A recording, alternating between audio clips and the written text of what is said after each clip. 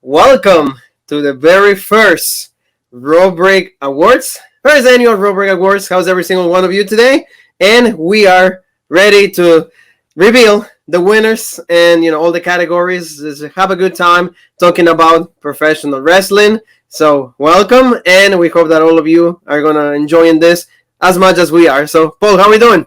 Happy New Year for everybody also. Well, again, Happy New Year. We wish you Happy New Year on Smackdown review, but normally that's not a too happy video with the show they've been giving us. But no, we're excited for this Road Break Awards, and we got a lot of good categories, a lot of, tough, the votes were tough on some of them. They were, neck and neck, but, we're excited to reveal all the winners. So, guys, comment who you think should win each category while we kind of discuss each and every, person. Yes, it's true. It's true. So, thank you so very much for every single thing that you do for us, for all the love, all the subscriptions that we get. So we are really excited, and really great things are gonna come in 2021. We hope that all of your dreams, everything that you guys are thinking, turns into a reality. Lots of health, lots of work, lots of blessings for every single one of you. But before we start with the awards and everything, don't forget to check us out. On YouTube, please subscribe.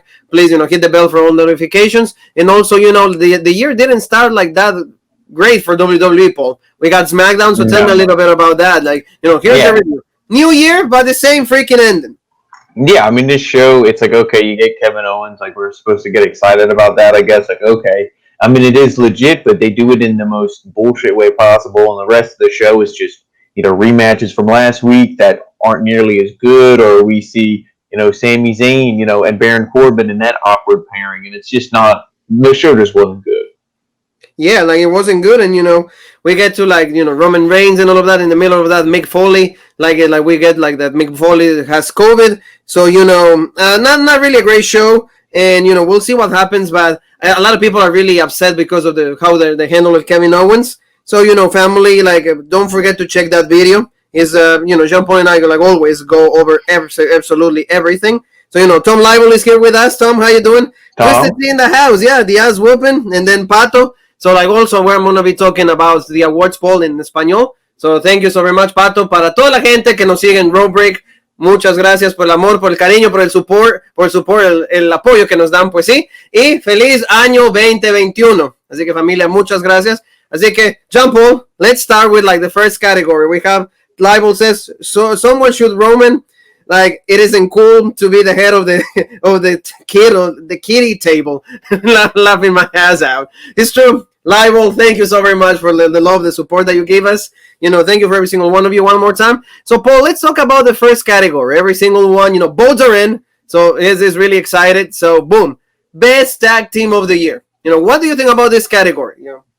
Yeah, this, the main company doesn't even acknowledge tag team wrestling, but, we have their two tag teams, the New Day and the Street Profits. You and I both like the Street Profits as wrestlers, but like we said on SmackDown, the gimmick is so overdone, so over the top that it kills them.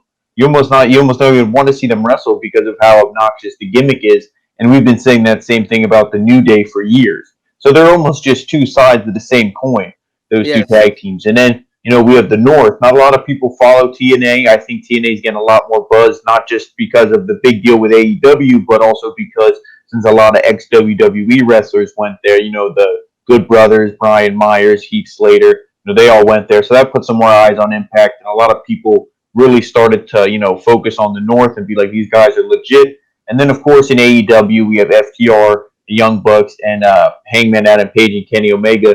And all three of those teams were pretty much the stars, I would say, of the tag division, because the whole story earlier on in the year, it was the Young Bucks were chasing Hangman and Omega, and that whole feud storyline breaking up of the Elite. And then FTR comes in, they steal the belts, and then you knew they immediately went to the dream matchup of, the Bucks and FTR. So those are the three main teams. Those are all of the contestants we have. So, tell me your thoughts. Exactly. Yeah. I think that the North is the one tag team that was really dominant throughout the whole year through Impact. Yes. I think that those were great, and I think Street Profits won the championships, but they never had a meaningful feud. You know, No. when they fight the Viking Raiders, that really didn't get anywhere. So that's why, like, for me, like, actually from being like, it went from being really high to like a really low.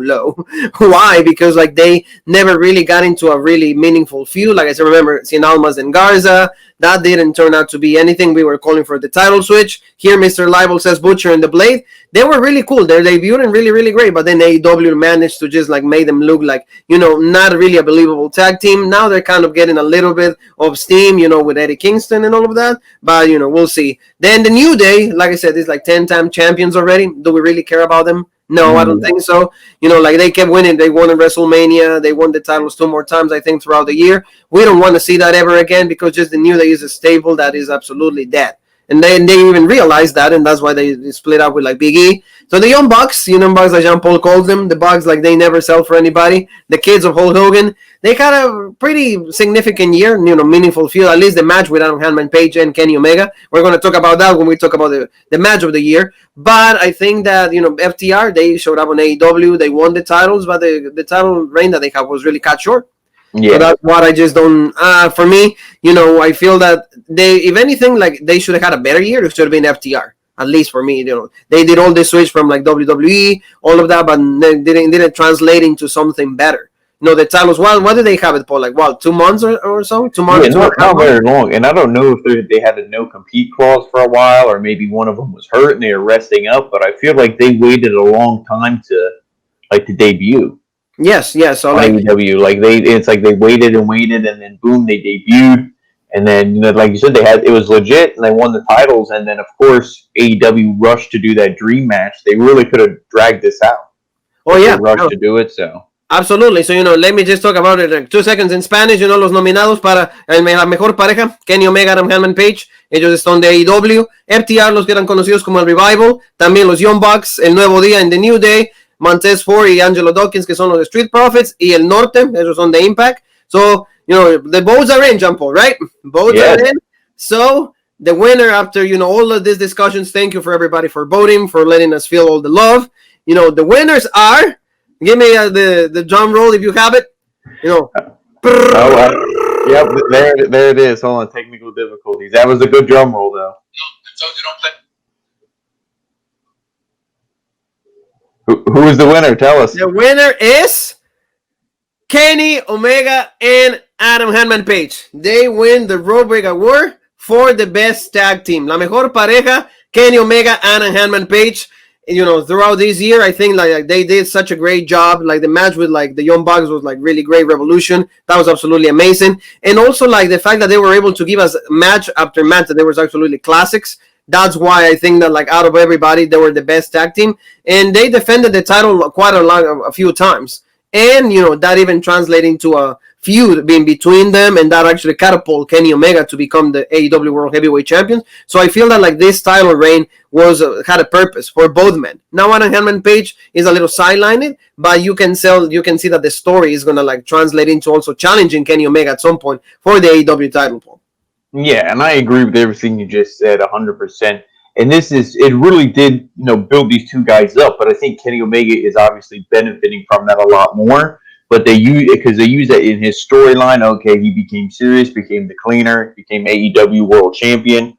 But then Hangman looks kind of lost. But, you know, they'd had such a legit reign. And I know it's not an actual tag team, and that's, you know, because it's 2 singles guys. But, you know, just the matches that they put on, and, you know, Hangman Adam Page, I think, is extremely underrated for when people talk about, like, what, you know, some of the best wrestlers, but he gets left out. But I mean, every time I see him wrestle, the dude's so legit. So these two guys, you know, they had my vote. So, you know, I'm fine with his pick. Yep. Now, you know, and the amounts were like, you know, Adam Hangman Page and Kenny Omega were like, you know, in the highest one, it was 40%. Then everybody else got a little bit less than that. So thank you for the voting. You know, I know Tom and also Glenn Davidson, they wanted like Adam Hangman Page and Kenny Omega. So that's good. So there you go, guys. You know, like you guys got the right winner on that. I mean, this category tells you that actually, like even AEW a little bit, but like WWE completely forgot about tag teams. So that's not really good. Like I feel that like in WWE they need to go back to the concept of tag teams, because like you see, like we didn't see even the Lucha Bros in that category also on AEW. We didn't see, in the case of the WWE, the Viking Raiders. Raiders. They got hurt. I think it was Eric who got hurt, or Ivar. Excuse me, Ivar got hurt, and then but then we had Garza and Andrade, and that team was a bust. Yeah, so and then Zelina Vega done.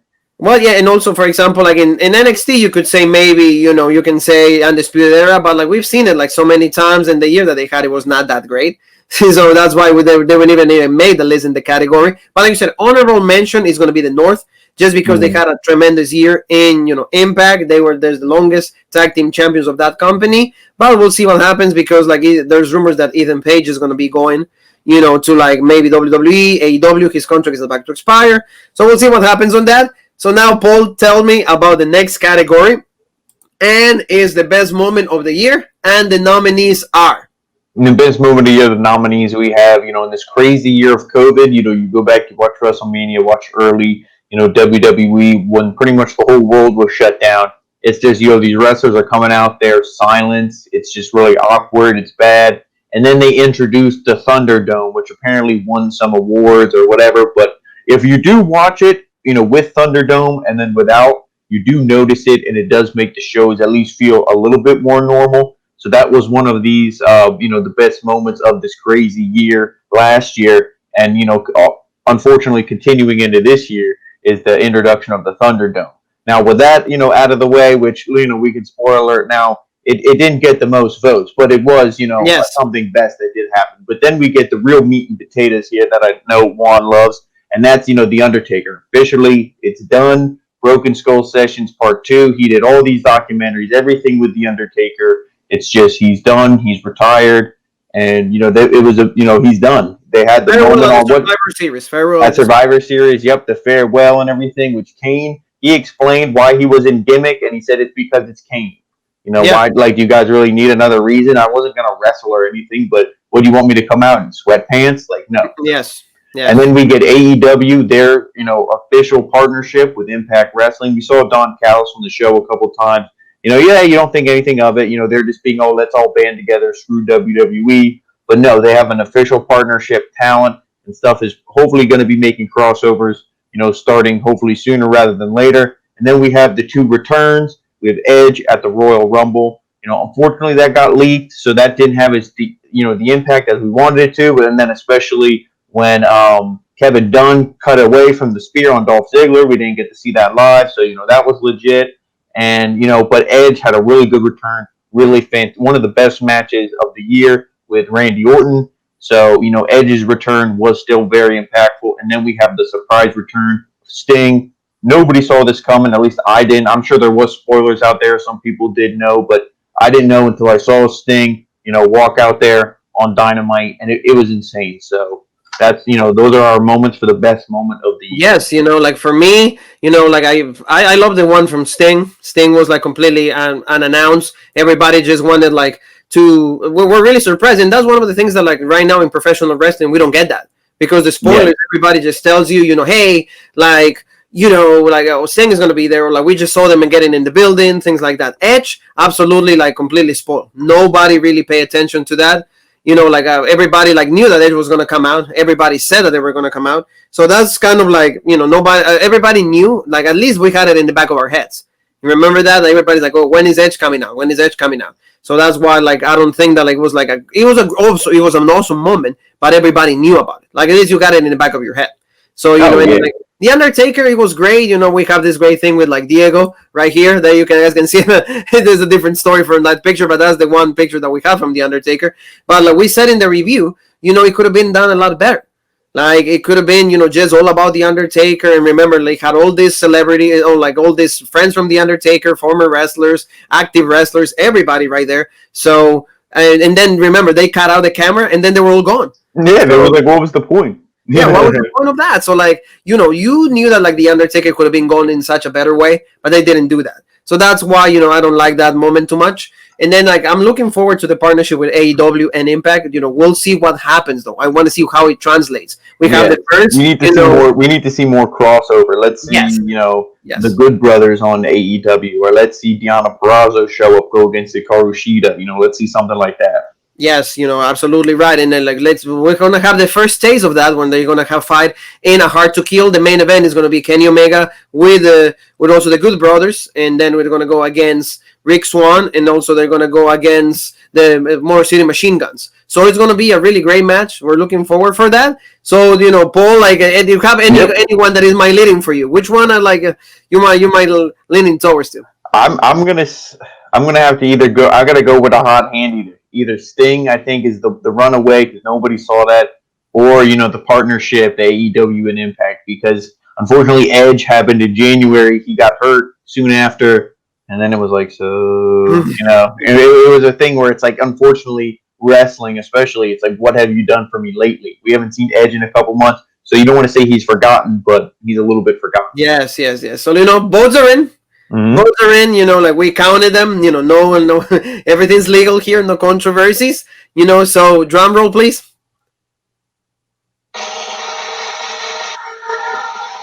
There you go. And the winner is, like a good ceremony words, Sting debuting on AEW. AEW, like nobody knew about this. It was a great moment, almost has like 1 million viewers. Just because how good this was, it felt great. Nobody thought that he was going to show up right there. And when you saw the letters in the big screen, everybody was like, "Oh my God!" And that's why even Tony Giovanni in the next show was like, "Oh my God, it's Sting!" So I want to say also hi to Andrea. Andreita, ¿cómo estás? Gracias por vernos. So Paul, how are you feeling about this? It's like they make the right. Choice. Yeah, this is the category that got my vote. Spoiler alert. This is what I voted for because this to me it had to be it. It wasn't spoiled, and the only thing looking back on it now is like, how much is Sting gonna wrestle? We say every week he kind of just walks out there, stares at somebody, and then they run away. Or does he just intimidate them with his look? What's going on here? I don't get it. But I mean, the moment when it happened and everything, it was so legit to see him on TNT again. Just that feel, like you said, wrestling doesn't really surprise us anymore. We really never get that big holy shit moment, and that was one of them. Yeah, it did. No, that's what everybody was hoping for, and I think the other moments are really cool. But at least this one, being so unexpected, made it for everybody. And now the big question that every single one as a wrestling fan is asking is, how much is he going to wrestle? Is he able to wrestle? Because it's a multi-year contract. Very little. There you go. So what is he going to be able to do? Who's he going to be against? Who can carry this guy? Like I said, I don't know who they're saving him for. I would only put him really in there with Cody because Cody is probably the safest worker who can also sell for Sting because Cody's not the biggest guy either, so he can take a bump, throw himself. You're not going to put him in there with a Will Hobbs or Brian Cage. They'd kill him. Yes, yeah. So we'll see what they do. Again, gracias a todos los que nos están viendo. Thank you so very much for everybody that is watching. Feliz año, happy new year, happy 2021. Don't forget to check us out. And you see social media, the Facebook on Road Break, OG Road Break on Twitter, Original Road Break on Instagram. And please on YouTube for the meat and potatoes for the best content in professional wrestling and soccer. Right there, the Original Road Break. Not that difficult, easy. Second category, Sting, and also Adam Hammond Page and Kenny Omega will be sending those awards to you guys, so we can get a video package. If they get lost in the mail, don't worry, the postal service is just packed up still. You'll get them eventually. All good, exactly. So give us your comments though. Give us your comments. Mr. Libel is back again. Thank you, Mr. Libel. What do you think about Sting? He voted for that. Mr. Libel is pretty a big fan of AEW, so he's probably excited for the ones that are joining us right now. Sting just won the best moment of the year, surprising everybody and debuting at AEW. So, like I said, everybody's just what is Sting going to do? That's the big question. Is he going to go against Darby Allin, Paul, or are they going to tag because they look like father and son? So we'll see what happens with Batman and Robin. No, I can easily see the tag. You got to think, boom, Darby Allin hits some crazy moves. Sting comes in, like you said, Scorpion Death Drop, Scorpion Leg Lock, and it's okay, done. Yes, yeah, and then also see Tom is saying, Darby Allin dual champ. So Darby, he wants it to be 2 titles. We'll see what happens. I mean, Darby's pretty good, so we'll I mean, see. I don't know if they're going to do tag champ Darby Allin and Sting, if that's what he's implying. I mean, that would be a way to get a title on Sting, because I don't see them putting a title on him any other legit way, unless Sting gets injected with some stem cell magic go-go juice and he can actually wrestle. But there's no way, because Sting's not a guy like Goldberg who you can send out there 30 seconds, have a match, and okay, you know, I believe it, because that's who he was his whole career. Yes, that's not Sting. Sting always gave you a long, good. We'll see what happens with Sting, you know, but like also like thank you Tom for like all the support para Pato. Like Sting ganó el mejor momento del año para la gente que no está viendo en español. I gotta translate very fast, Paul. So, you know, Sting ganó el mejor momento en el año 2020. Así que estamos emocionados. Sting vuelve a AEW. Vamos a ver si Sting lucha. Vamos a ver qué tipo de luchas él puede hacer, Pato. Así que vamos a ver, hay mucha especulación. Sting, you know, John Paul, like he was injured, right? So, like, there's a lot of fear. Hay mucho miedo de que él pueda lesionarse nuevamente. El cuello lo tiene dañado, pero él firmó un contrato de algunos años, multi-year contract. So, we'll see what happens on that. We're very excited about that. So, let's move on now to the next category. So, please comment. Let us know if we're like, the boys are right, you know, there's a conspiracy theories, Biden against Donald Trump. Si es que Trump o Joe Biden ganó, díganos ustedes, ayúdennos familia. Queremos saber qué ustedes opinan acerca de todo esto. This next category, you know, like we're going for like moment, you know, the tag. Now let's go with like, you know, the best match when it comes to the women, you know, and the nominees are. Right there, you know, walk me through them. Well, we have, you know, a lot of great matches here. You know, some of them maybe forgotten, like the great one, you know, Tony Storm, Piper Niven, and Keely Lee at TakeOver Blackpool 2. You know, that was a fantastic match. And, you know, it was really early on in the year. So, like I said, in wrestling, it's kind of like, what have you done for me lately? So, you know, it gets forgotten, but it was, you know, definitely our favorite match from NXT UK. And they're one of the most legit shows. We had to, you know, have them on the list. Yes. And then, you know, a more recent feud was Bayley, Sasha Banks, Hell in a Cell. That feud was drawn out really well. I said you easily could have drawn this out really long, had Sasha Banks win the Royal Rumble and challenge Bayley. They were like, no, Jean-Paul, we can't wait any longer. We're doing it at Hell in a Cell. And I said, okay, because they gave us a good match. You know, I really like this, and it was good for Sasha Banks, good for Bayley, a blow-off feud. But they're still kind of going at it, which, you know, makes it a little less impactful for me, but, you know, still at the time, fantastic match. And then we have the NXT In Your House, you know, going back to the 90s with the In Your House, Io Shirai, Charlotte Flair, and Rhea Ripley. And this match, you know, you and I both, we're like, Io Shirai needs to win. This is the match she needs to win. Please put the title on her. It doesn't need to be on Charlotte any longer. And that's exactly what they did. You know, this was great. I believe this is when Rhea Ripley soon came back after she had her, like, the work visa was expired, everything was COVID, you know, it was done. So she was gone for a while. She came back, and we were like, please don't give it back to Rhea. You know, keep it on, or take it off Charlotte, but put it on Io. And, you know, that's what they did. Fantastic triple threat match. And then the match that was the precursor to that, we see in the bottom corner here, which, we know, I'll say now is the one that I put my little, you know, vote in the ballot box for. And that was Rhea Ripley, the NXT Women's Champion, going against Charlotte Flair at WrestleMania. Fantastic match. It should have been in front of crowd at, you know, Raymond James Stadium in Tampa. 80,000 people, right, Jean-Paul? Yep, it would have been sold out. Rhea Ripley would have gone over because there would have been no, oh, you got to go home because of COVID, all this, you know, all this craziness. That wouldn't have been an issue.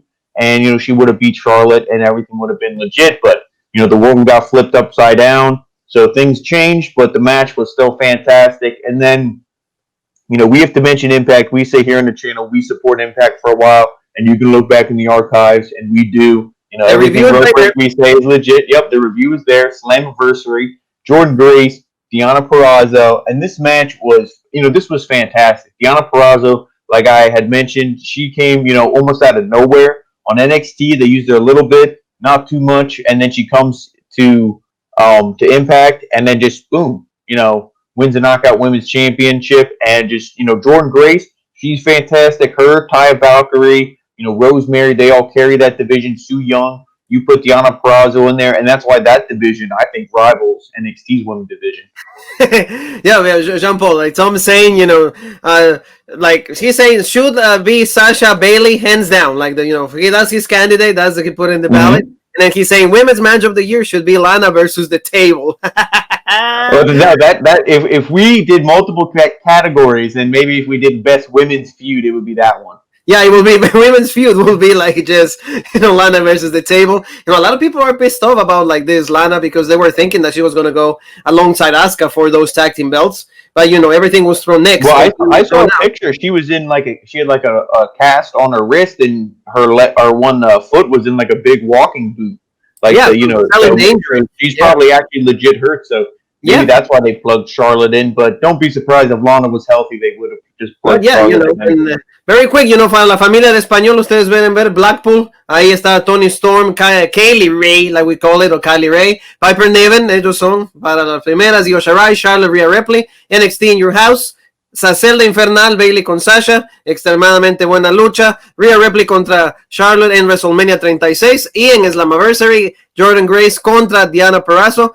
Like, Jean-Paul, remember that match was so good, though. One of the most technical matches that we ever seen. Yeah, that's what I mean. That was the match. More technical wrestler, and Diana is just showing her potential, showing what she's capable of, and showing what WWE just missed. Yeah, exactly.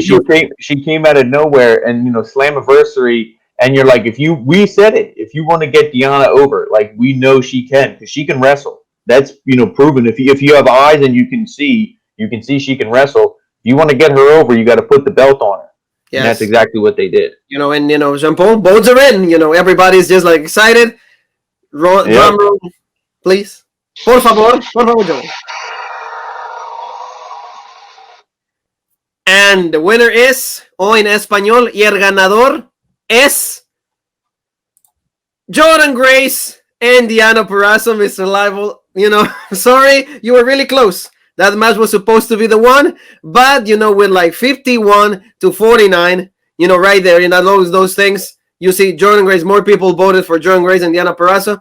That was the best match of the year, and I kind of like agree with that, just because like the intensity that was this women's show. This was actually closer to the main event. Remember that it was like the match before the main event, and they gave us such a beautiful feud. Also, like it went to like remember the next pay-per-view that it was Emergence, and they had like the women's Iron match. So you saw that these two girls stole the show. Everybody that talk about Slammiversary, they talk about this match and Diana Perazo being crowned as like the new Knockouts champion, Paul. Yes, and we had said the same thing, that this was the standout match of the show, and that, like we said, now Diana's a star. Now, like, let's see if they're going to do right, or if it's going to be hot potato with the belts, and, but then she had that fantastic Iron Women's match, like you'd mentioned, and, she had the championship, bouncing back and forth a little bit there, but, they still treat her legit, and she's still fantastic. So this wasn't my vote, but, you can't argue with this, with the results here. The family has spoken, so, I'm fine with it. I won't demand a recount. Oh yeah, sí, mira, Paul, like Pato is saying, I said Jordynne Grace also. A él le gustan las gorditas, a Pato le gustan las gorditas. He loves like extra meat, so that's why. Yeah, he loves extra meat, so that's why he chose that. But like that was a great match, like there you go, get a little bit of water right there. So it was a great match. So we'll see what they do. I mean, because Jordynne Grace now is in the tag team division, and Diana Perazo, like she's going to defend her title. We're going to be covering that. It's going to be a hard to kill. But I mean, all these matches though, like, if you want to see like, I want to watch some legit women's matches, go watch any of these. All of these are legit. They all deserve, they're all fantastic. Like you said, Charlotte against Rhea Ripley. I want, even in your house. Remember in your house how happy we were when we did the review. When Io did that wonderful moonsault, when she even dove from like the top of like the structure that they had. All of that, it was absolutely amazing. So just check it out. Even the triple threat, Piper Niven, KDD, and Tony Storm. That was great. Remember when like she did the gory bomb, and also like she did like I think she did a cannonball, and they McGinnis said something about Sabu. And they were like, Kaylee Ray's badass and all of that. So, para toda la gente en español, la que ganaron es Jordynne Grace y Diana Perazo, la mejor lucha de las mujeres en el año. Estas dos féminas nos dieron un excelente show en Slammiversary, en Impact. Así que los votos estuvieron ahí. Estas son las ganadoras. Vamos a estar mandando el premio para ellas muy pronto. So, Paul, now let's go with the next category. We talk about the women. Now it's time to talk about the guys. So let's talk about the best males match. And the nominees are boom. There you go. So let me walk through this very quick. Greatest match ever: Edge against the Viper Randy Orton. We love this match. They resemble like a lot of like former like moves. Remember that they did the rock bottom, they did pedigree. They gave us like almost like an hour, closer to an hour of a match. What did we said? This is the closest that WWE is going to get to like a New Japan Wrestle Kingdom main event. How many Yeah. spears? How many RKO's? It was like, oh my! You didn't think it was going to end. And I Yes. mean, this match to me, if you would have asked me maybe 2-3 months ago, this is probably the match that I would have put my vote in. But this match, it was fantastic, one of the best of the entire year, hence why it was one of the nominees. We only nominate the best here on Rope Break. And remember also like they did this to kind of like make it up for what happened in WrestleMania. Remember Yeah, that? to make up for the more like kind of cinematic. That was almost like a fight in like you're watching like like a lower to mid budget TV, drama. That's Yes. what that was. That wasn't a wrestling match. And they're like, you know what? We feel bad for the fans. We're going to give them a legit wrestling match. And when they said the greatest wrestling match, we're like, okay, yeah, we'll see. But no, I mean, it was up there. Definitely one of the greatest of 2020. Yes, and I want to say a shout out to my friend Mary. Thank you so very much. She said like she voted for the second one. I think she says in the comment. I'm not really understanding what she said, but like thank you so very much for the love, Mary. We love you. We appreciate you. And Tom Libel said I think he voted for Omega and John Moxley. So we'll see that. But now we get to like Revolution. A little down in the picture. Like that was the one of the great, even not the greatest match of the tag team. In the whole year. That was Kenny Omega and Adam Hangman Page defending against the Young Bucks. Remember how great of that match was. Really great spots, intensity, really long, almost like 45 minutes of a match. The counters and the kickouts were so good. Remember, like, oh my God, 1, 2, and oh yeah, and so like that kind of intensity and everything, it was so great. And the fact that like they were able to give us that in February. Remember what we used to say? How are they going to top this? Yeah, and here it is. It's still one of the greatest matches of this year, and fantastic. And who won? Well, the greatest tag team, according to the Rope Break family, Kenny Omega and Adam Hangman Page. So, yes, fantastic match. It was amazing. Like we said, like this feud needs to happen. This feud is like also like going now to the middle of in the picture. Like a lot of people are comparing this to like Stone Cold Steve Austin and The Rock. And then remember they gave the title to Drew McIntyre to make this feud happen because the Survivor Series is an inner company, like bringing brands like a pay-per-view, and that's why Drew gets the title back, and then he feuds right away with Roman Reigns and Survivor Series. So this match, a lot of people love. And they see like a sequel. They see that this was just planting seeds for what is going to be maybe WrestleMania, SummerSlam, something down the line. Because remember the ending though, Paul, when like the guillotine, Drew passes out, like he didn't tap. So and also Jake was kind of played a factor. So your thoughts on this a little bit? Yeah, I think that this is the start of the feud. Like we had said, this is the Rock Stone Cold. This is their version of it, and they're not going to be like, oh, let's rush it.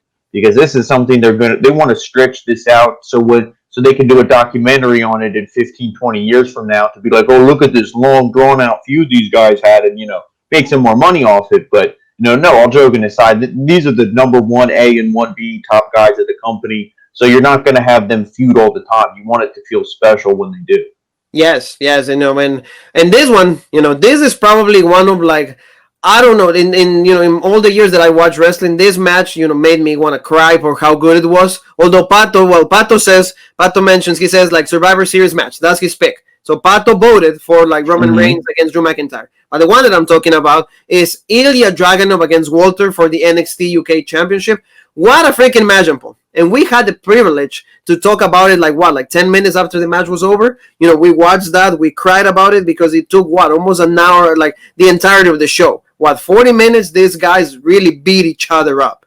Yeah, this is a match where like if you showed this to somebody, who maybe who isn't into wrestling or doesn't really follow it too close, they'll be like, wait, is wrestling real now?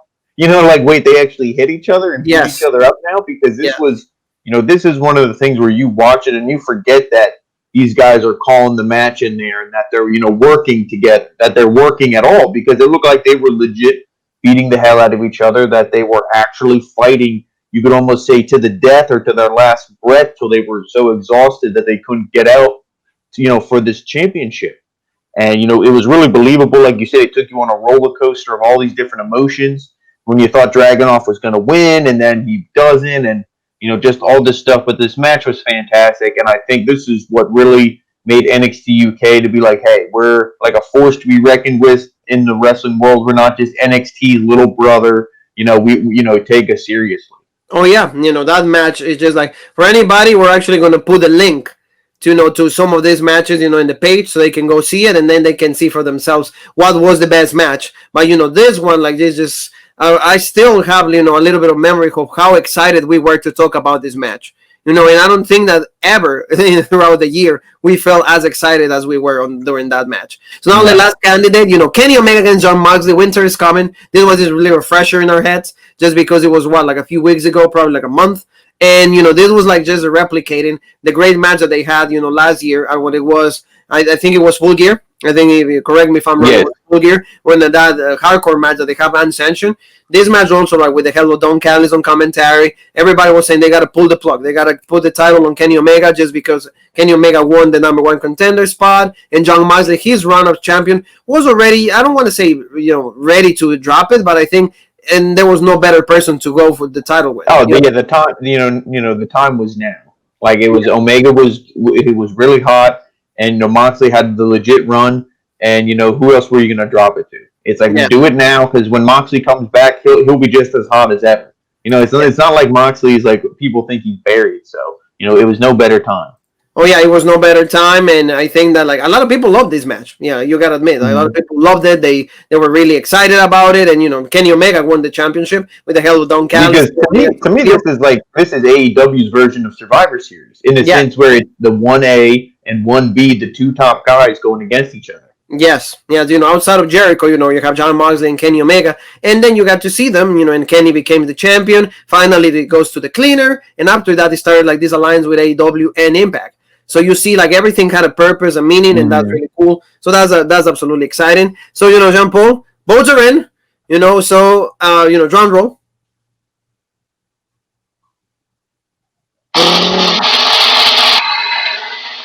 And the winner is best match for the males, Ilya Dragunov and Walter. These guys gave us like the best match on 2020. I think that, like, it was really close also with Omega and Jon Moxley, but this match, you guys got to see it, because, like you said, there's no better guys that, like, are given a match like this. Like, you as a fan are rooting for Dragunov the whole entire match, but, like, you see how Walter, he was confident, and every single time that Dragunov had, like, the match won, Walter kicked out. So there's no better way, there's no way to, like, deny that this match was absolutely the best. Like you said, if something is the closest thing to being real, is this match. And out of all these matches, this is the one I really wish would have had like a packed arena, would have had full crowd because when you see the fans in the crowd and they're texting on their phones or they look bored, even if the match is really good, that kind of takes you out of it. But when you see a match like this, everybody probably would have been standing on their feet, and their looks either would have been of horror or sadness or happy, or everybody's face would have been filled with some emotion. Not just bored, not like so. It would have been. This is the match I really wish would have had a crowd, just because I think it would have made it even more special. But this is the one that got my vote. This was definitely, I think, the best match. If you want somebody to get into wrestling, now after this, you got to tell them, sorry, it's kind of all downhill from here. But if you want to get somebody into wrestling, this is the match you show them. Oh yeah, that's the only match that, like you say, like, this is how wrestling is supposed to be.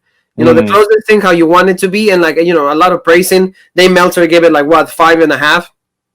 I think he gave it 4.5 because he's but like something like because of somebody else's. He loves Kenny Omega, he loves all of that. But the fact that, like, he went that high, and we got to see, I don't want to say on like free TV, but at least on the network. Imagine WWE gives you like the best matches, and kind of like shows that, like, not everybody watches. So like that was a little different. But that's the match of the year. So para la familia en español, la mejor lucha entre los hombres, Ilya Dragunov y el campeón de NXT de la versión del Reino Unido, Walter. Ellos ganaron, excelente lucha. Vamos a ponerles el link de la lucha completa para que ustedes puedan verla, porque en realidad es un pedazo de lucha, es una clínica para todos los fanáticos de la lucha libre. So Paul, a small parenthesis here, don't forget, once again, help us out, subscribing on YouTube channel, hit the bell for all notifications, help us out. We want to keep growing to give you more content like this. If you guys are loving it, please keep commenting. Again, Roadbreak on Facebook, on the original Robrick on Instagram, OG Robrick on Twitter. Please, help us out to even get bigger and better for every single one of you. See, Paul is already loving it. Yeah. And then, a shout out to every single one that is watching, commenting. Yes, thank you. Family. So now let's go to the main categories, female and guys. I hope you guys are enjoying it. We are enjoying it. So now, Paul, let's talk about the best female competitor, and the nominees are.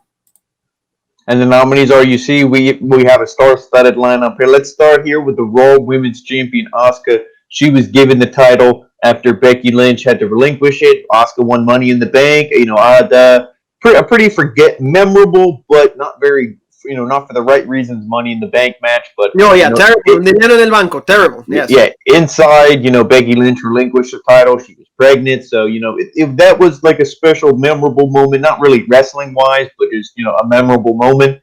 And Asuka, unfortunately, while she is a legit champion, they haven't really done too much legit stuff with her.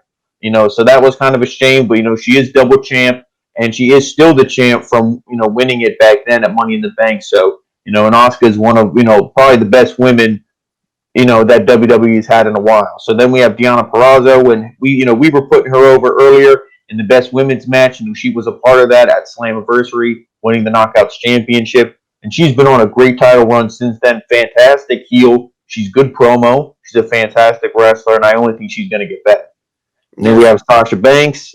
She was in, Tom, I believe, wasn't that Tom's women's match of the year? Sasha and Bayley. Yeah, he won. Tom was Tom wanted Bayley and Sasha Banks. And Tom knows his wrestling, so if he's gonna nominate a match Sasha Banks was in for the match of the year, so Sasha Banks is clearly good, and a fantastic feud with Bayley.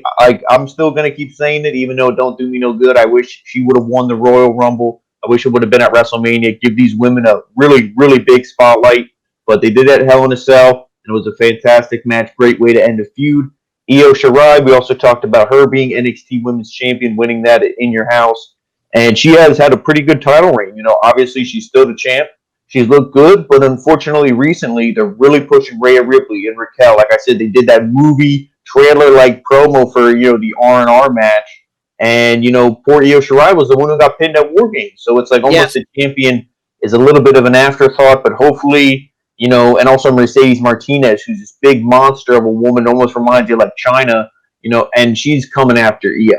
So and then we have Xia Li coming back. So maybe the women's champion, her days are numbered here, but Io Shirai still had a fantastic year. And then we get to Bayley.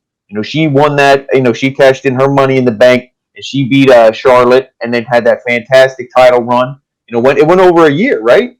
Yes. Oh, yeah. It went over a year. It's 380 days or around that. It was a year and a few more weeks. Yes. Yeah. So she had a awesome title reign. And she pretty much made SmackDown, and she was on Raw a lot. And when they were the tag champs, Bayley 2 belts, and she pretty much made the whole SmackDown show for a while. Her and Sasha and their feud carried that show. So Bayley, to me, and also in the Hell in a Cell match. So Bayley, fantastic, and then Charlotte Flair. She, was kind of missing a lot, but WWE, they might have slipped us a check and was like, you have to put Charlotte on the list. And we were like, okay, well, how many zeros? Oh, okay, yeah, she's on, don't worry, so, that. Yep. But, Charlotte, no, she was in that fantastic triple threat match in your house, the fantastic WrestleMania match with Rhea Ripley, and she's just a great wrestler. Maybe, you don't like her character, you don't like how she's like the female Roman Reigns, always in the main event, but you got to admit, Monday Night Raw feels a little bit more legit than women's division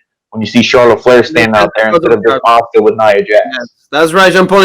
Para la familia en español, Pato, like Pato says, like, we will put the link. Yeah, vamos a poner el link. He wants to see Ilya Dragunov and Walter. Like, I think he's going to jizz. So, Pato, yo creo que te va a salir ahí alguna cosita por ahí porque esa lucha es demasiado buena. Así que tranquilo que ya te ponemos el link. Ya te mandamos ahí el link.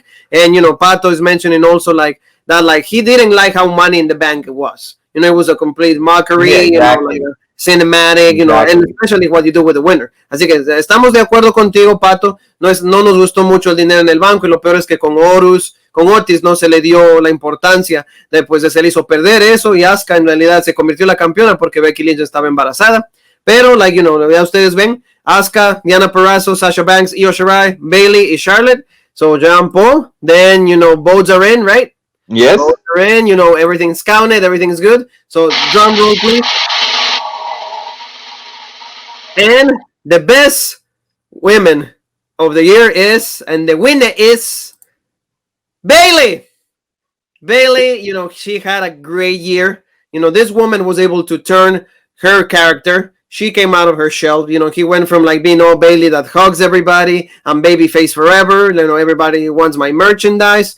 Goes to like this woman that she's a badass. The attitude, the promo work was absolutely amazing. And like you said, pandemic hits. Becky Lynch goes away with her pregnancy. Charlotte is injured. She wants time off. What do WWE do? Who do they rely on? Bailey and Sasha Banks. They pretty much dominated the whole summer. Remember, Paul, when we watched them on Raw, on SmackDown, on NXT, the Great American Bash, and Bailey like winning, like keeping that SmackDown championship, winning the tag belts, defending those things. This woman, just had a wonderful year. I will say really close Sasha Banks, just because both of them were able to carry the company and be like the most important thing throughout the worst months in the year. So for me, Bailey is the most deserved winner of this category. Yeah, you couldn't have said it any better. Bailey transformed her character, and at first people were like, "Oh, I don't know." Just because you had to get comfortable with it, and once you got comfortable with her character, knew who she was, what she wanted to do, where it wasn't even a character, it was just her. She was going out there and just saying what she felt, and you could feel that. You felt that this was organic, and this was good. And the character was, like you said, she was on every show. The Great American Bash, Sasha Banks, Io Shirai, also fantastic match, which could have made the cut for women's match. Go check that one out if you're feeling bored and want to watch a lot of wrestling. But Bailey just was fantastic. She was definitely the woman of the year. Sasha Banks won it on WWE's end because, of course, the baby faces got to win all the awards, no heels. But Bailey, we tell it how it is here. She was definitely the woman of the year. PW Insider also had her ranked as the number one woman. So, when Rope Baker and them match up, the family, they know what they're talking about. The votes were in. It was unanimous. It was unanimous. Yeah, Bailey, like Jean Paul, like the fact that she was able to turn her career around. Going from like a Bailey that a lot of people didn't want anymore, didn't want to see her actually being booed by everybody. Turns it around, gets a new hairstyle. And, now, like, especially the promos are so legit. Those lines with Michael Cole, that kind of rivalry. Say it, Michael. What are you saying, Michael? Or like how, like, yeah, because they didn't really capitalize and use her right as a babyface the way NXT did. They bring her up, and it's like it was so stale, and you felt bad because you're like, oh, we want to see her legit. But sometimes all it takes is a heel turn, and look what it can, it can get you the Rope Break Award. And yes, the Bailey becomes like the first, Women of the Year, like award, like the person that gets it, and we're going to be sending to that, the Rose Plan, our girl, we're really happy for her. And to me, nobody had a better year than Bailey. We'll see what happens this year because it's kind of like started out a little crappy, the feud with like Bianca Belair. We'll see what happens. Así que para toda la familia en completo español, la mujer del año, Bailey, una de las nuestras, una de las hispanas. Jean Paul loves it, a lot of cake. We love it. Good cake, carne de la buena, señores. Carne de exportación. ¿Sí o no? Así que comenten. Gracias nuevamente. No se olviden de unirse a la página en YouTube. Por favor, suscríbanse. Ayúdennos. So, Paul, and now we go to like the main award. Like everything, best record of the year, best video of the year, best movie of the year, best actor, best female. We got to go to like male athlete of the year, and the nominees are... Best male competitor, right there. So we're gonna go with like the Scottish. What is not a cycle? Scottish warrior. Now he's the warrior. Drew McIntyre, the champion, WWE champion, like the champ of the pandemic. That will be always like one of like his nicknames. This guy was chosen by the people. Everybody was saying, give this guy a chance. This guy was able to go out there and just show his character. He changes, like, he was heel, a little stale with Roman Reigns rivalries, with a Shield alongside Dolph Ziggler, Braun Strowman, and also Baron Corbin, Bobby Lashley. He's able to turn all that around in the Royal Rumble, makes a big impression, eliminating Brock Lesnar. That set up the feud, wins the Royal Rumble. Absolutely outstanding for it when it comes to that. Adam Cole, baby, Jean Paul, like, he was still the champion when the year started, goes all the way to like almost the summer. And then, Keith Lee dethrones, but like he has the longest NXT reign as as NXT champion. And, the kind of matches that he gave us, Panama Sunrise with like the Velveteen Dream, also like the match with Keith Lee was absolutely amazing. And even the match with Pat McAfee, to get Pat McAfee over as much as he did, and that was really good as well. Yes. Yeah, I agree with you. Like that, Adam Cole, after that kind of like, he went a little down, but maybe he needed time off because of the great year that he gave us. and then and the Fiend. Let's talk about the Fiend, Bray Wyatt. He started out kind of hot, like the Fiend is always cool. He becomes the champion, Universal Champion, and then thanks to Goldberg, gracias a Bill Goldberg, Jean Paul, thank you to him, completely buried.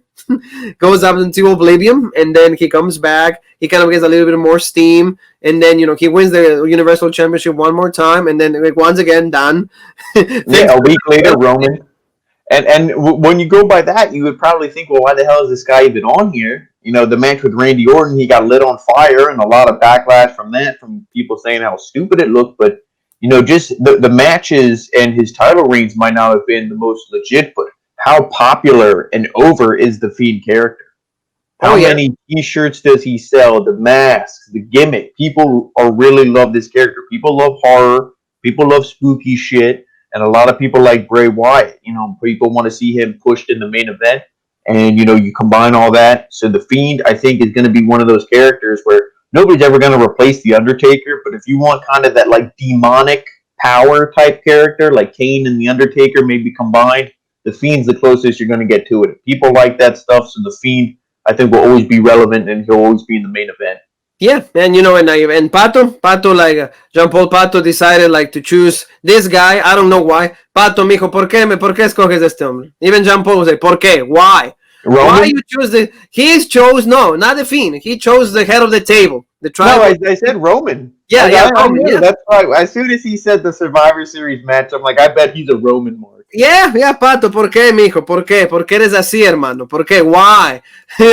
¿Por qué la head of the table? ¿Por qué el jefe de la tribu? ¿Por qué Roman Reigns? Ese señor nos... Because Pato sits next to Jey Uso at the table. He says, Pato, tú te sientas con Jey Uso al ladito ahí de este señor Roman Reigns, de este tipo que me hace todo aburrido. Jean Paul, he makes everything boring. The storyline is not good. So we don't. I like Roman as a heel. You hate him more than me, but I love getting you fired up. Yes, yeah, no, nothing that Roman Reigns can do can ever excite me, so no, but like, I guess is that your explanation of Roman Reigns, or should we go into how he turned heel and has Paul Heyman and all that? That's what we can say, we can say that, like, he started out, remember, as champion, and he was gonna, like, he was going to challenge Goldberg, but because of the pandemic, he had, like, the leukemia, so he had to take care of himself. He went away. He comes back with, like, aligning himself with Paul Heyman. So that's, like, the new gimmick, head of the table, tribal chief, the feud with Jey Uso. I mean, is it interesting? Not enough for me, but, like, for many people, they consider this the best story in the WWE right now. I don't know why,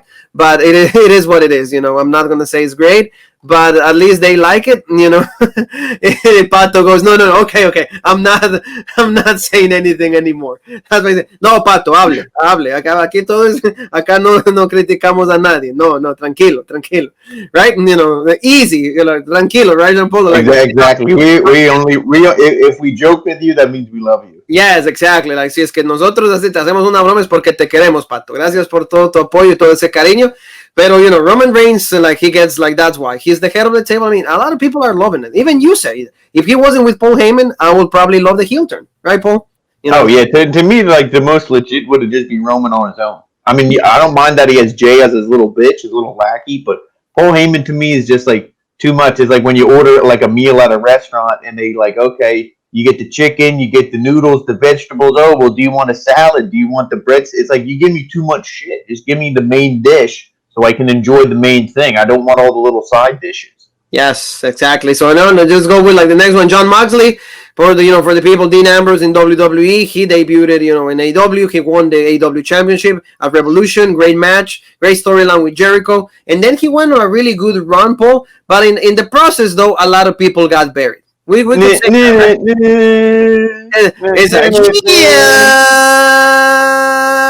Moxley. But don't you think, Paul, like, Brian Cage, completely done, buried. Even like a guy, Jake Hager, buried. And Brodie Lee.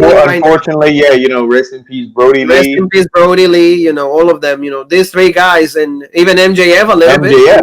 MJF has built the same ever since the match with Moxley. So all of them. Lance Archer, all these big guys, you see, I mean, if you think about the other way around. Eddie Kingston? Eddie Kingston, yes. You could also argue that Eddie Kingston really got over in that feud, too, though. out of all of them, you could really argue that Eddie Kingston was the one that like really benefited from the feud with Jon Moxley. But all of them, the rest of them didn't get any benefit. No.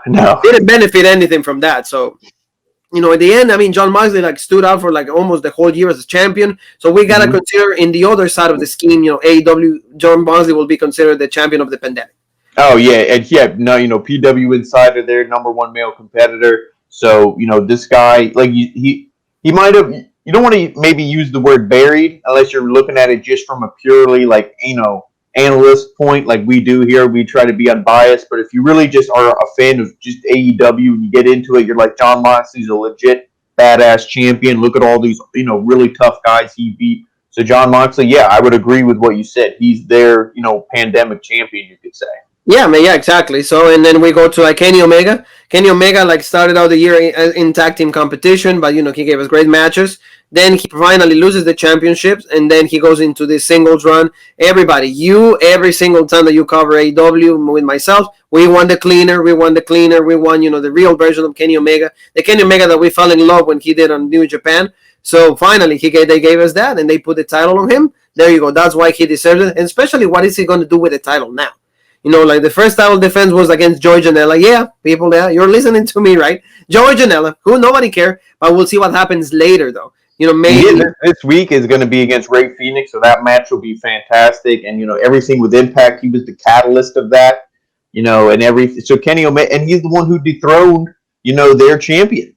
Jon Moxley. AEW's, their number one guy, Jon Moxley. So yes. Kenny Omega, you can't take anything away from him. He'll probably be the first Triple Crown, I would say. Probably, yeah, and he'll become the TNT champion at some point, and he will be like, and also like he is like the champion on AAA. He's like the Mega Mundo champion or something. He got a really great match with Laredo Kid, like in Triple Mania 28. Ugo Savinovich, of course, he had to. Except for that spot where he did the dive and almost killed himself. Almost killed himself, and also like they did in the main event, Ugo Savinovich also like somebody broke like a guitar. Alguien le partió la cabeza a Ugo Savinovich con la guitarra. Was it Jeff Jarrett or was it Elias? No, anyway, it was Elias. It was Elias. Yeah, it was Elias. And they tried to replicate. Remember WrestleMania 19 when Hogan like bust him open. Not at least I didn't like that. It was really forced because then now you go. I'm like, really? No, I wasn't buying any of that. But that's the side of that. Kenny Omega, really great athlete, and I think if this is like 2020 was great, 2021 I think is going to be even better for Kenny Omega. If they know how to go in with him, hopefully he doesn't get injured. He's going to look at the track record of all the champions since they started. There's only been 3. We're on the third one, so. Yep. I think their world champions have legit title reigns. I don't think we're going to see anything like hot potato, any kind of bullshit. I think Kenny Omega, he's going to be the champ for a while. Don't be surprised if he's the champ for over a year. Oh yeah, and then that will be fine. He deserves it. And like you said, you always mention, and I will never forget, the very first man that is going to kick out of the One Wing Angel is going to be Adam Hangman Page. So maybe if they do this whole storyline right, the guy that takes away the title is going to be Adam Hangman Page. And then you start like cashing in all the popularity and also all the talent that Adam Hangman Page has. So we'll see. That will be really cool. Yeah, and if you want to talk about the other Hogan and Rocks, that to me is they're or not Hogan and Rock, excuse me, Stone Cold and Rock. That's MJF and Hangman Adam Page. Yep, that will be that will be like a new. Those are both two young guys. I think they're only in their maybe 23, 24. They're both really young. That's who you build your entire future. Yeah, that will be like AEW kind of grown. I mean MLW when it comes to NJF and Adam Hangman Page, but like at least Adam Hangman Page. Remember, he was supposed to be in the title match. For AEW, but then the plans changed. But anyway, that was a little bit of like it's backup story. So drum roll, please. The winner is. Best male of 2020, best wrestler of 2020 in the male side, Drew McIntyre. I don't think that like there's a way to dispute this just because this guy is the champion of the people. Once again, he was the chosen one, not even by Vince McMahon, but by every single one of us. This guy had a really great match with like Brock Lesnar. Remember that 4 claimers, picking out of the F5, I think the first F5, I believe he kicked out at 1. At 1, yes, like all of those things, Tell me your thoughts because you're a big Drew McIntyre fan. We did the Stone Cold Steve Austin Broken Skull sessions. It's in the channel right there for every single one of you to watch. So, like, how do you feel about the decision of the Robrick family that they put this award on Drew McIntyre? Oh, I feel like Big E right now. When they held him up and they were all like, confetti. No, I love Drew McIntyre. To me, he's the right pick, not just for this, but the right pick, to be the WWE champion, to be the one leading them, not only through the pandemic, but even if there was crowd and the world was normal. He's the one who you want to be the face of your company. He's the one who you want on the side of the vans, on the billboards, on the drinking cups. He's the one whose toy you want on the shelf. And why is that? Because he's the most legit guy you have there. Not only does he look legit, can he give you a good match? He's good, in a promo, everything that a wrestler needs to do, he's good at, but he's also good at interviews. He's good at, media. He's good at all that stuff. He has all these extra talk shows, all these things he does. He's very well spoken. He's not a champ that, no offense to Jon Moxley, but we all remember when he was on Stone Cold's podcast, the old one, and it was all like, so, and it was like mumbling, and it was all uncle, and it was just really awkward. And, Moxley's probably a lot better now, but, Drew is a guy who you could put in front of, like The Miz. You could send him out there to the media, and you have nothing to worry about. Drew is a guy that's just he's also a very nice, down to earth, very kind human being. So there's nothing wrong with this guy. You almost think like, okay, there's got to be some cracks in there somewhere, but like you said, he experienced that all in his early life. Everything's legit, and there's no reason why Drew wouldn't be maybe the male competitor next year as well. Well, we'll see. He's got a really good run. At least he was cut short a little bit, but then finally, like, they gave him back. He gave back the title from Randy Orton, so that was really great.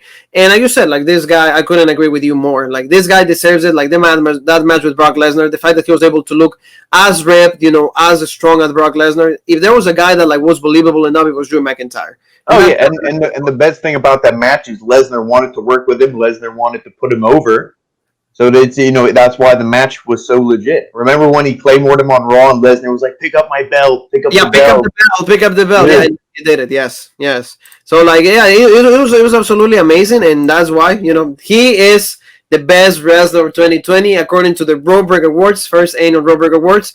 Thank you so very much for being with us. I think that I hope that all of you keep commenting, keep telling us we made the right, you guys, because you guys voted, like you guys made the right decision. Did your pick win? Now, Jon Moxley was up there as well. Don't think Drew ran away with it. Moxley was close, like we said, PW Insider, #1 wrestler of the year. He had a lot of great matches as well. Well, I mean, great if you like his style. I won't say, a technical way, great, but you like his style, you like his intensity. He's one of the best promos in the business.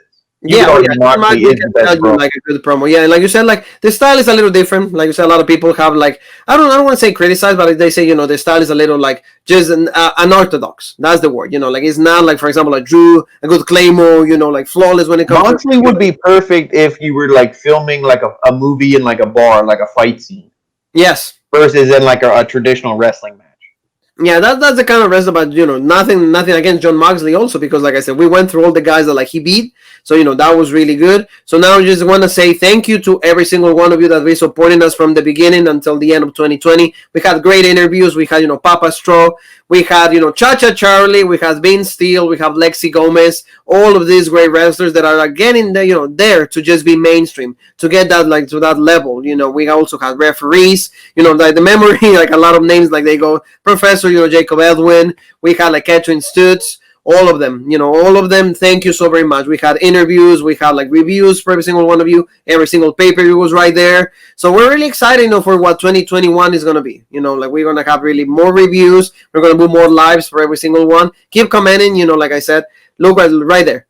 Raw Break on Facebook, original Raw Break on Instagram, OG Raw Break on Twitter, and here, YouTube also. Help us out. Just hit that bell, notifications, boom, subscribe. And, next time, this starts right now, we never rest. We always say that, right, Paul? We're going to be talking just pretty briefly, what's going to happen on Wrestle Kingdom. It's going to happen on Monday. It's going to be a good pay-per-view. We'll see what happens. We did Wrestle Kingdom, last year. We went through the whole 3 hours, 2 days. So, we're going to try to cut a little bit, because we really don't have access too much to New Japan, but like it's still good. It's gonna be Kota Ibushi going against Naito, for like the unification of the belts and all of that. So we'll see what happens on that. And also, Jean Paul, myself, you and me will be next Saturday to talk about this Genesis Impact Genesis, this is going to be not really a pay-per-view, but it's going to be one of those extravaganzas that they're going to have. They're one of their network specials, yeah. Yeah, it's on the network special. So, John Paul, of course, myself, the best booker in the business, and myself, Juanzo, we're going to be talking about Impact because it's resurgent. We see that, like, Impact is going back to be that option as a company, as a promotion when it comes to professional wrestling. And we have like a lot of guys that we're going to see, like the Iron Man match, Paul, like Moose against Willie Mack. So that's going to be really cool. They're sending him up. Like you said, Moose is going to have fight Omega at some point. It needs to happen. It's going to be pretty great. And also, Paul, look, they're going to give us like this tournament, the Super X Cup tournament. Can you see the brackets right there? Yeah, I almost thought Rope Break was in it, but I'm like, oh no, that says Crazy Steve-O. Yes, I thought we were in it. I was like, oh, that's badass. No, yeah, we gotta fly, to get to go right away. Yes, but see, like they have really good contenders. For a lot of wrestlers, they're not really well known, like Blake Christian, like Casey Navarro, Tyler Lamar, like Crazy Steve is one of the popular ones. Ace Austin and Suicide. Right there to me is like whoever wins that bracket. Never see Ace Austin. Yeah, that should almost be the finals, you would think. Yeah, that's what I was going to say. Like that is going to be like a really great stuff. And, the fact that Impact is resurging to their own things. That is something that I really appreciate, Paul, because, like they became popular because of the X Division. Yes. When you watch it. AJ Styles, Samoa Joe, the best wrestlers come from that division. So, they're resurging to that. They're going to their own service, like, their own things. The things that made them popular, and they're going to then bring them back. So we're really excited about that. So we're going to talk about that next Saturday. So, family, I think, like, this just concludes, the first annual Road Break Awards. We're really excited. Thank you so very much one more time. And, once again, before we let you go, have a happy new year. Familia, muchas gracias a todos. Los queremos mucho. Que tengan un hermoso 2021. Mucho trabajo, bendiciones, mucho amor, lots of love, work. Every single dream, make it a reality. And, the one dream that we have. Just subscribe, hit the bell for notifications. And, Paul, next time we are there, we will be for Monday Night Raw. So, don't forget also when it comes to the soccer thing. Now, a lot of people are watching. Are we going to do more soccer? Yes. All the panelists are going to come back. Pablo, Mauricio, Clever, they're all back. We still have like a lot of shows. The gang's all here. Todo está aquí, familia. Copa Libertadores la semana que viene. Boca contra Palmeiras, contra Santos. Vamos a estar hablando acerca de todo eso. Y mañana, tomorrow, for the fans of soccer, we have the summary of the whole year, part 1. We're going to be talking about all of the things that happened over there. So, Paul, thank you so very much. Cheers for one more year of Road Break. And you and me, one more thing that is left to say, and that is...